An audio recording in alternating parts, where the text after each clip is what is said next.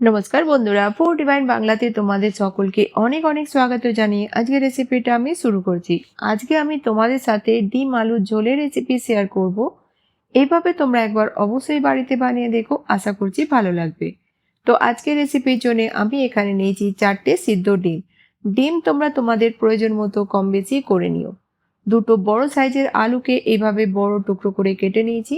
আলুও চাইলে তোমরা এখানে বেশি বা কম করে নিতে পারো।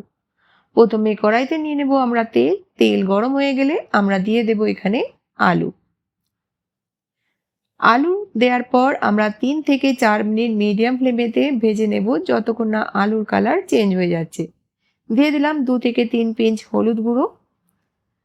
বন্ধুরা, আজকের রেসিপিটা তোমরা কোন গ্রাম থেকে বা কোন শহর থেকে দেখছো আমাকে কমেন্ট বক্সে অবশ্যই বলো। 4-5 মিনিট পর আলুর কালার যখন চেঞ্জ হয়ে যাবে আমরা তুলে নেব।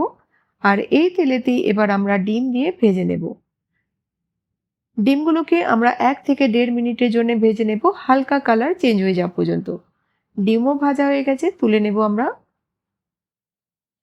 এবার দিয়ে দেব একটা তেজপাতা, 1 চামচ গোটা জিরে। জিরা যখন আমাদের ভাজা হয়ে যাবে দিয়ে দেব একটা মিডিয়াম সাইজের পেঁয়াজকে পাতলা স্লাইস করে কেটে। এবার পেঁয়াজকে আমাদের ভেজে নিতে হবে যতক্ষণ না পেঁয়াজের কালার চেঞ্জ হচ্ছে। পেঁয়াজ ভাজা হয়ে গেছে, দেব এখানে 1 চামচ আদা রসুনের পেস্ট। আরও 1 মিনিট ভেজে নিলাম। এবার দিয়ে দেব হাফ চামচ হলুদ গুঁড়ো, 1 চামচ কাশ্মীরি রেড চিলি পাউডার। ঝালটা অবশ্যই কম বেশি করে নিও তোমরা পছন্দ মতো। দিয়ে দিলাম হাফ চামচ জিরা পাউডার আর 1 চামচ ধনিয়া পাউডার। লবণ দেব স্বাদ মতো। অল্প একটু জল দিয়ে মশলাটাকে 2-3 মিনিটের জন্য ভালো করে ভেজে নেব। মশলা যখন ভালো করে কষানো হয়ে যাবে দিয়ে দেব আমরা এখানে একটা মিডিয়াম সাইজের টমাটারকে গ্রেট করে। অল্প একটু জল দিয়ে মশলাটাকে 3 থেকে 4 মিনিট ভালো করে কষাবো, যতক্ষণ না মশলার সাইড থেকে তেল আলাদা দেখা যাচ্ছে। 4-5 মিনিট পর মশলা ভালোভাবে আমাদের কষানো হয়ে গেছে, দিয়ে দেব ভেজে রাখা আলু। অল্প একটু জল দিয়ে দিলাম, ভালো করে মশলার সঙ্গে মিক্স করব। আর গ্যাসের ফ্লেমটা মিডিয়াম করে আমরা ঢাকা দিয়ে দেব 4-5 মিনিটের জন্যে, যাতে আলুটা মশলার সঙ্গে ভালো করে কষানো হয়ে যায় আর হালকা সফট হয়ে যায়। এভাবে তোমরা একবার অবশ্যই বাড়িতে বানিয়ে দেখো, রুটি পরোটার সঙ্গে ভাতের সঙ্গে খেতে কিন্তু দারুণ লাগে। তো ঢাকা দিয়ে দিলাম 4-5 মিনিটের জন্যে।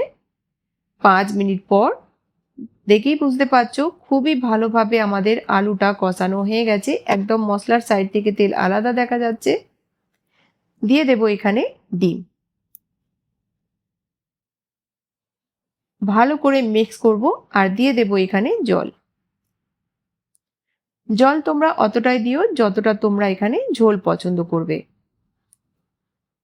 গ্যাসের ফ্লেমটা মিডিয়াম করে আমরা ঢাকা দিয়ে দেব 7 থেকে 8 মিনিটের জন্য, যতক্ষণ না আলু আমাদের ভালোভাবে সফট হচ্ছে।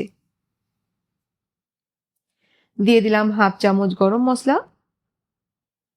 গ্রেভিতে যখন বয়েল এসে যাবে ঢাকা দিয়ে দেব 7-8 মিনিটের জন্য আর গ্যাসের ফ্লেমটা মিডিয়াম রাখবো। 7-8 মিনিট পর আলু ভালোভাবে আমাদের সফট হয়ে গেছে।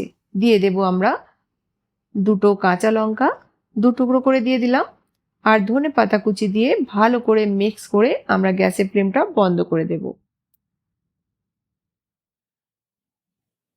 আর দেখো আলু পুরোপুরিভাবে আমাদের সফট হয়ে গেছে। গ্যাসের ফ্লেমটা বন্ধ করে দিলাম আর 2 মিনিটের জন্য ঢাকা দিয়ে রাখবো, তারপর আমরা সার্ভ করব।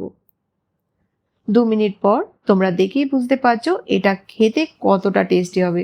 বিশ্বাস করো, একবার বানালে কিন্তু বারবার এইভাবেই বানাবে। তো বন্ধুরা, আজকের রেসিপিটা কেমন লাগলো বানানোর পর কমেন্ট বক্সে অবশ্যই বলো। ভালো লাগলে বন্ধুদের সাথে বেশি বেশি করে শেয়ার করো। তো নতুন কোনো রেসিপির সঙ্গে আবার দেখা হবে। ততক্ষণ ভালো থেকো, সুস্থ থেকো।